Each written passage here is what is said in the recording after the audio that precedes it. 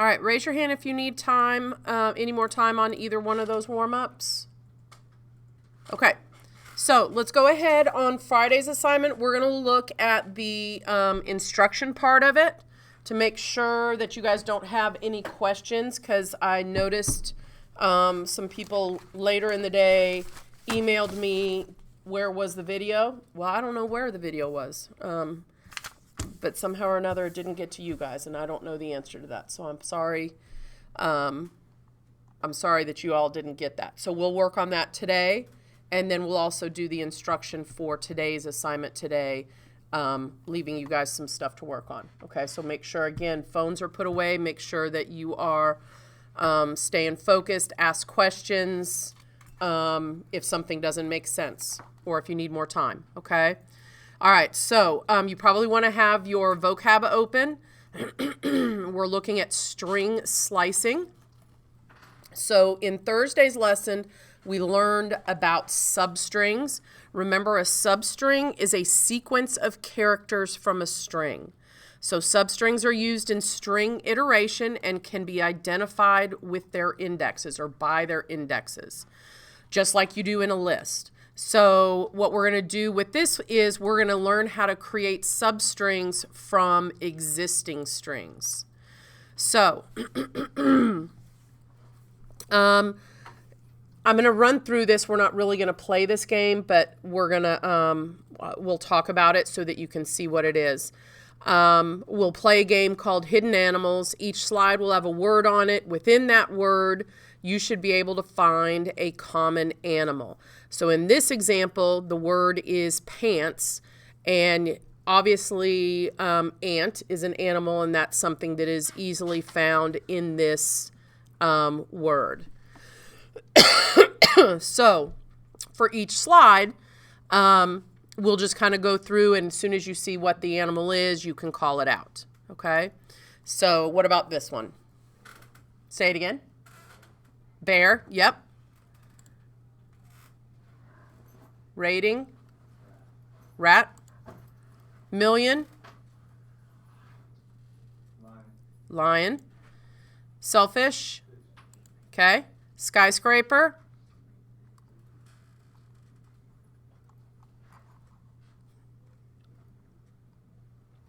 so this one's kind of a little tricky because you got a longer word than some of the other ones, but it's a really short animal that's in there.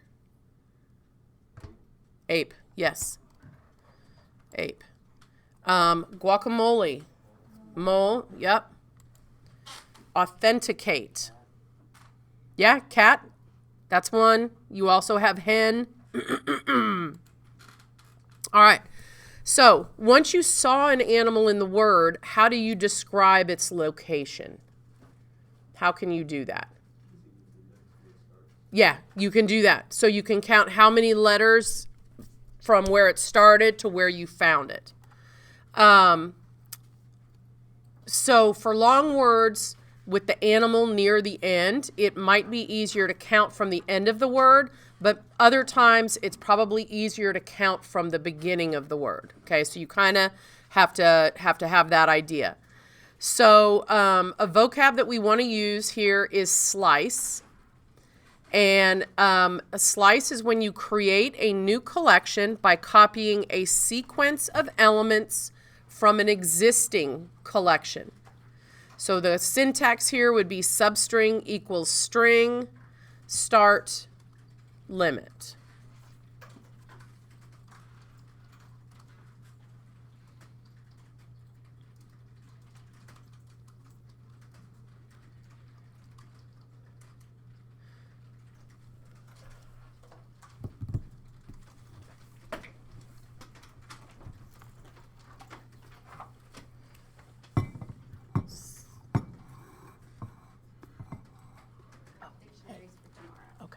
You can just sit him there, it's fine.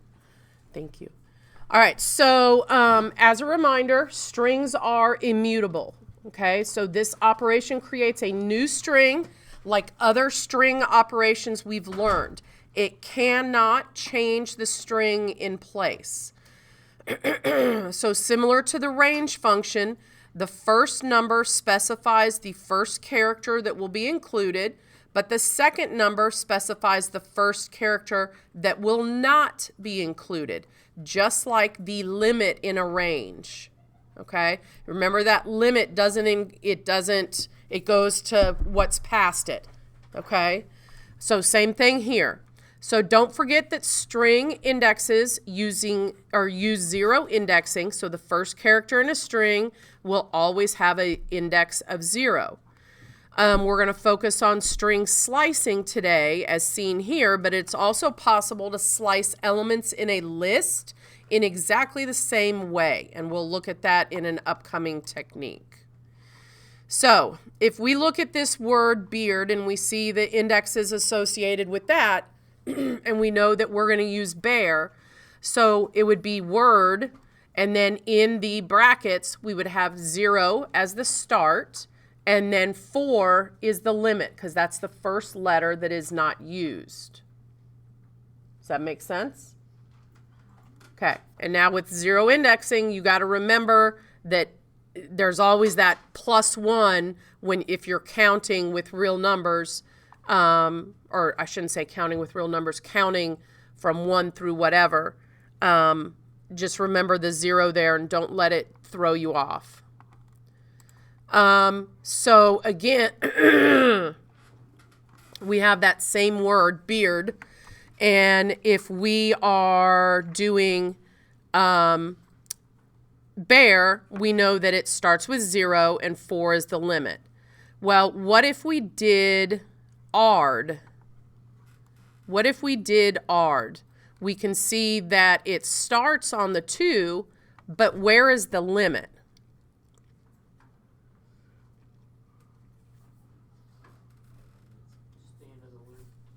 Yeah, it's just the end. So in these first 2 instances here, notice in the first one for bear, it left the 0 off. Because that's the first one, 0 is the first index, if it's blank, it's going to assume that it is 0. Likewise, on this second one, if it goes all the way to the end, it is going to assume that the last one is the last one, that the limit is beyond what is there. So that's why these 2 here can be blank. Okay? So if we were to do the entire word from this, then it would be word and it would be blank colon blank. Because it starts as the 0 and it utilizes all the way through the end. Okay? All right. Let's look real quick at part 2. Anonymizer. So, if you open this up and run it, you can see that there is a story, an embarrassing story. So at lunch, the student was walking with a giant plate of food. A game of Foursquare outside was distracting the student, so the student never saw the banana peel on the floor. Everything, this student, the plate, and all the food went up in the air and then crashed down on the ground. How embarrassing for this student, right? Okay, so, excuse me. If you look in the code, you can see that there is a name, a variable called name, and it has Frankie attached to it. But what this story does, though, or what this code does, is it removes Frankie's name from the embarrassing story, replacing it with this student. So it protects his privacy. Okay, so if we look in here, you can see anonymized story plus equals this student. You can see where that comes in there. Okay, and that's all there under that replacement section.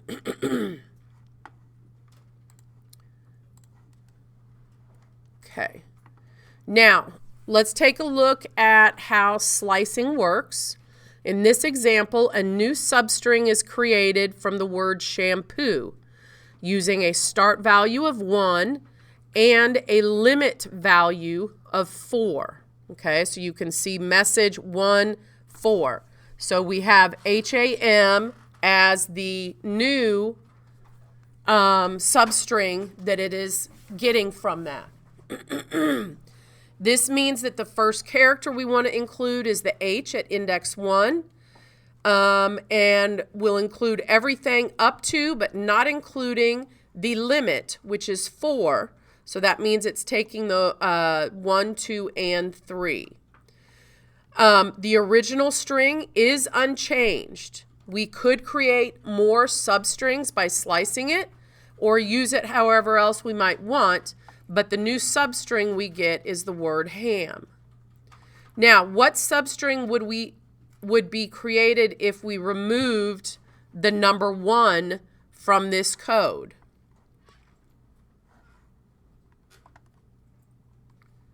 What do you think?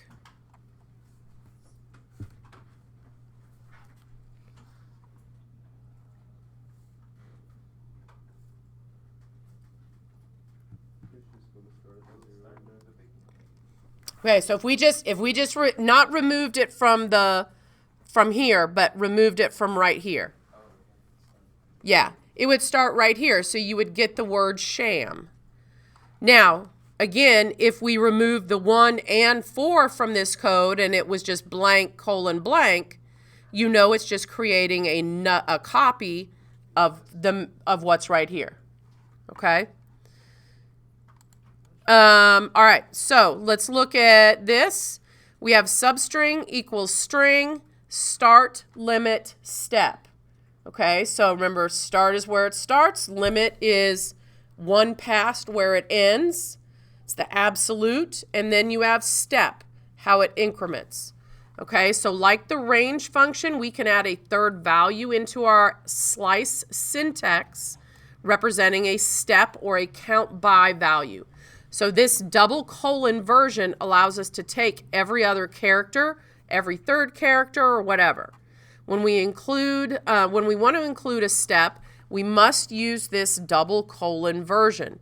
A single colon slice will always have a step size of 1, including every character within that specified range. Regardless of the step specified, the first character is always included, and the counting begins from there. So here we have shampoo, secret message is blank, 5, 2.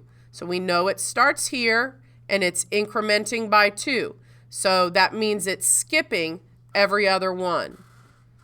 Okay, so we know with the blank, it is going to start at the 0, skip, there you got 2, there you got the third one, which is the P, and then that is your absolute limit.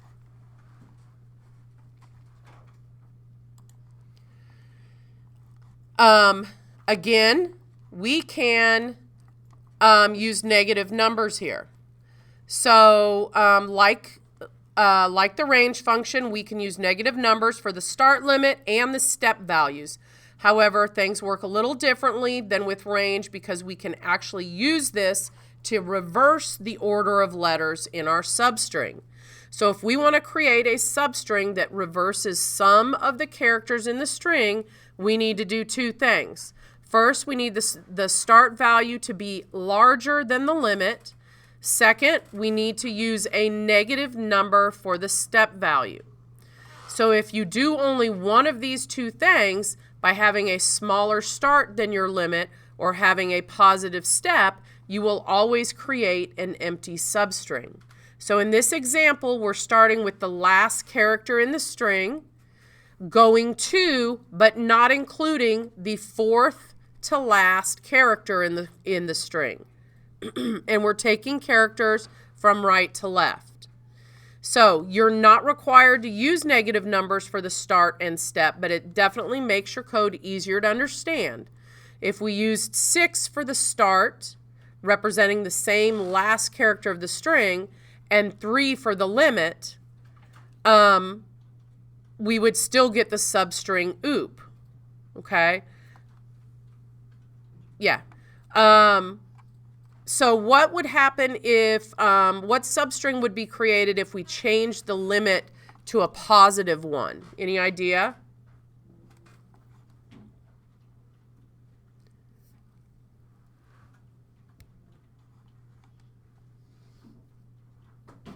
Okay, so we'd get oop-ma. We'd get the last 5 letters in reverse. Okay, so what substring would be created if we instead changed the step to a positive one? Then the substring would be left blank. So if we put it all together and write a word search program using string slicing, we would want to be able to see how we do this. See how it's starting with the -1, going to -4, etc. Let's go ahead and practice this. We're going to go open part 3. Oops, I already had that and I didn't mean to. Let me go large. All right, so this is a very simple word search. There is one word in each row going either backwards or forwards.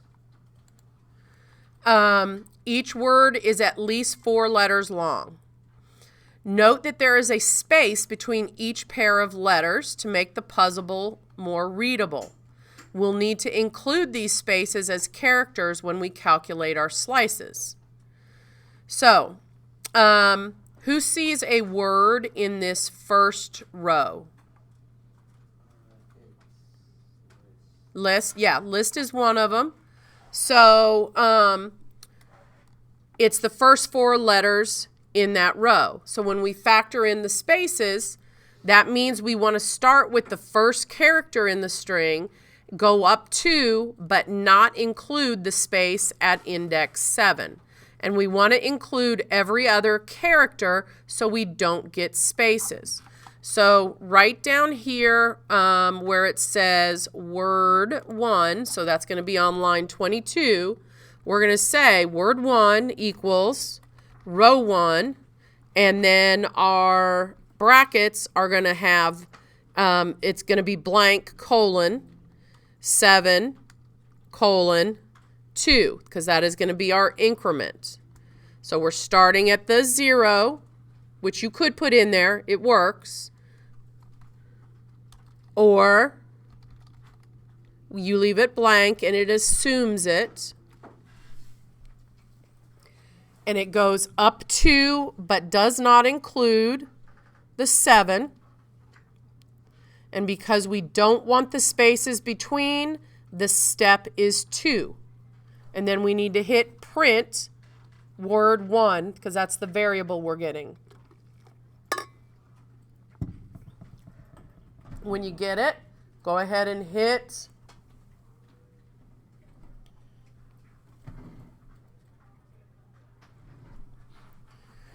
go ahead and play it, run it, make sure it works. Okay, and you should see the word list pop up. Now, if we look at the second row, what word do you see there? Sort, yes. So we can go ahead and do one for that too. Below the word 2 comment, we're going to give word 2 variable, make it equal to row 2. And in our brackets, we are starting in the 6th spot, colon. It's going to be that blank, so we're just going to do a double colon because it's going through the end of that word, end of that series, and then incrementing by 2 again. And then we'll print word 2.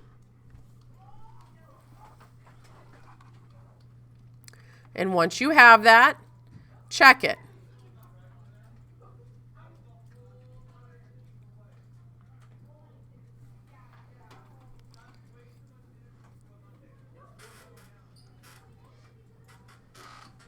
Now, just out of curiosity, what do you think would happen if we put a limit of 100 in this word 2 instead of leaving it blank? Any ideas?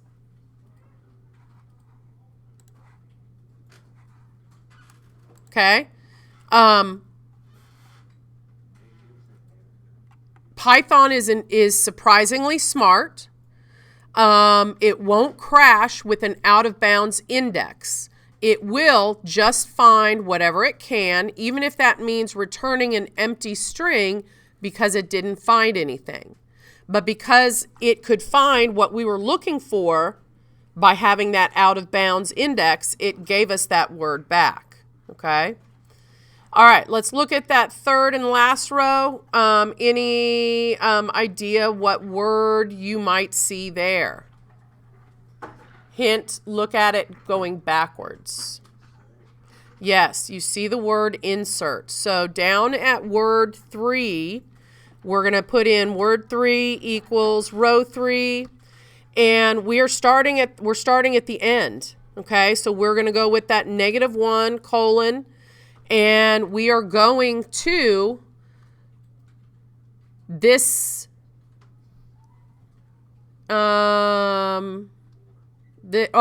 this index right here, the space between the A and the T. So that's the 1. Okay? So it's -1, 1, colon, and we are incrementing -2. So it goes every other one going backwards. And then we'll print word 3, and then you should test it and run it. Then you should have insert.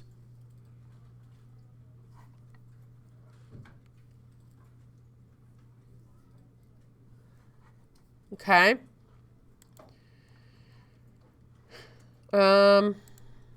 Last slide, and then we'll move to today's.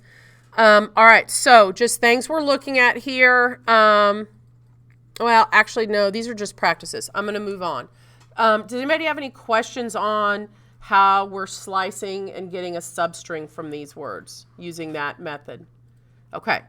All right, so let's go ahead and go to today's, and it's called Slice a List instruction, and I am going to pop that up here as well, and it's a shorter one. Okay. All right. This is going to allow us to apply our string slicing syntax to lists. So in order to slice a list, what we're doing is we're creating a new list by slicing selected elements in an existing list. So we've learned some collection operations that we first used lists also work with strings. This is an example of a collection operation that we first used with strings that also works with lists. Even though lists can change, they aren't immutable like strings. Slicing a list still creates a new list. It does not change the list in place. Whoops, sorry, I still hear typing. Let me leave that up there a second.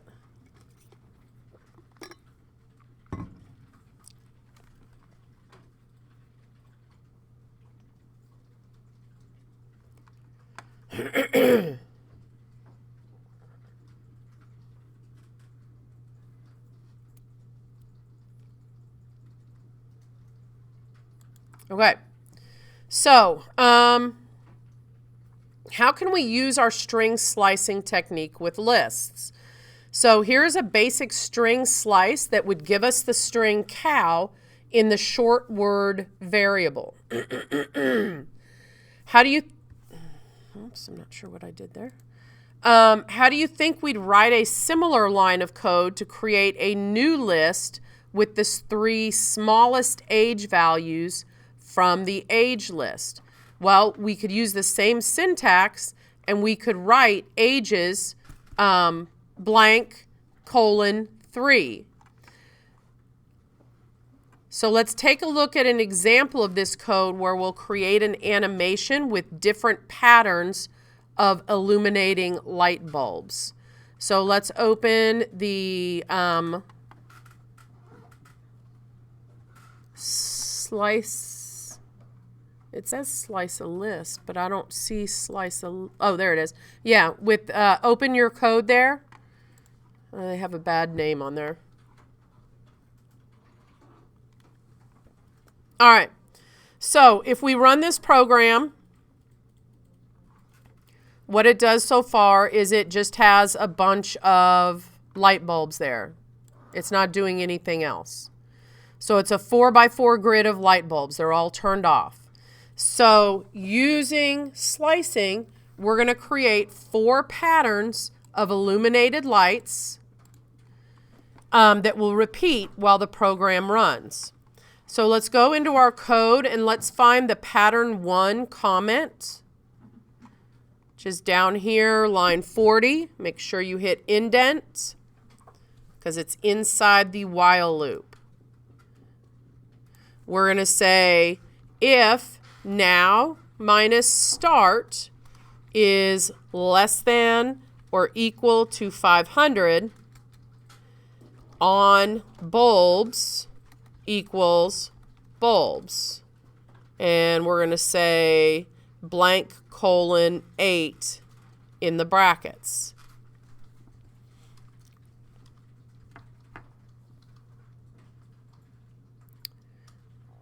So with this code, the first 8 bulbs, which are the top 2 rows, are going to be the ones that get illuminated. So let's go ahead and hit play once you get that in and check to see if that is accurate.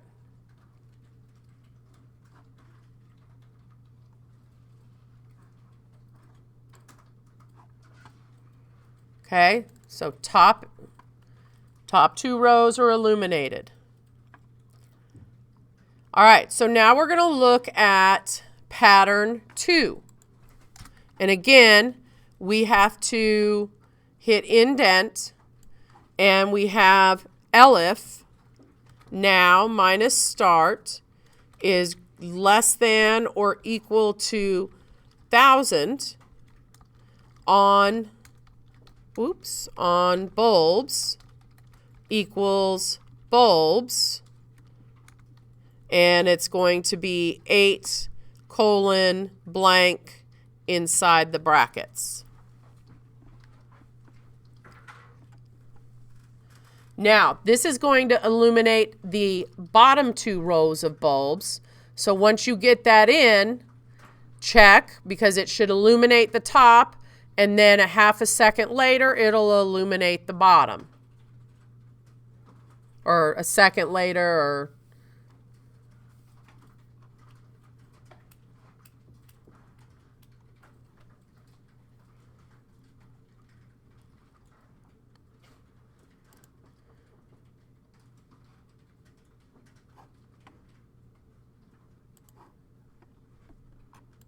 Okay.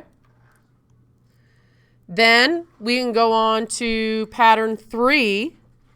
Pattern 3 is going to be an elif. Now minus start is less than equal to 2,000 on bulbs equals bulbs 1 colon colon 2.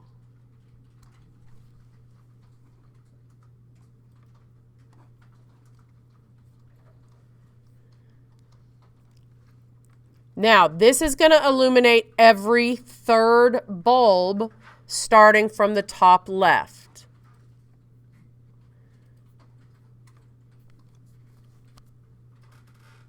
So run it. Check to see if it works. Logan, does yours work? Are you looking at the code to make sure you've got it put in right?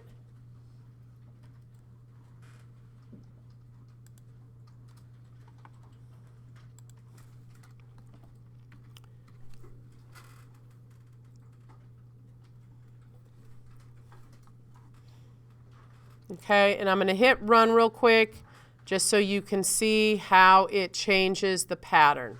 Okay. Then we go to pattern 4. And, oh, hold on. That was pattern 4. Give me a second. So what I just put in pattern 3, I'm going to copy and paste and put in pattern 4. And then in pattern 3, I'm putting something a little bit different. I apologize. That's my fault. Elif. Still do elif now minus start. And actually, you know what? You don't have to cut it because you can just change some numbers.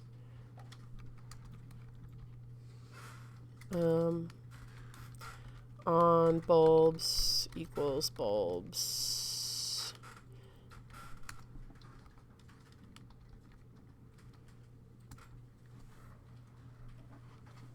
So pattern 3, I put in elif now minus start less than or equal to 1500. Then on bulbs equals bulbs : 3.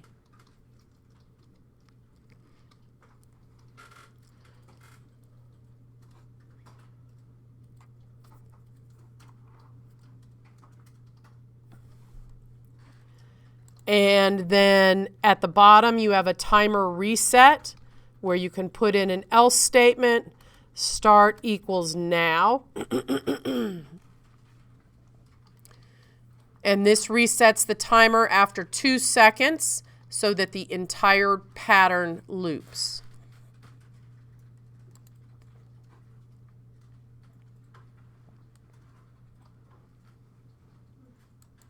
Okay. So check it, see how it runs.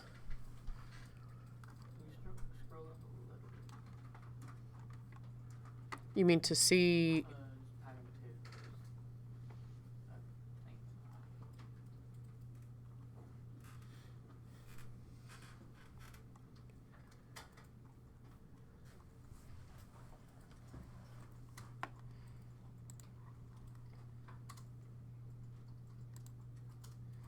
All right, so as you've seen, the syntax for the slicing a list is exactly the same as the syntax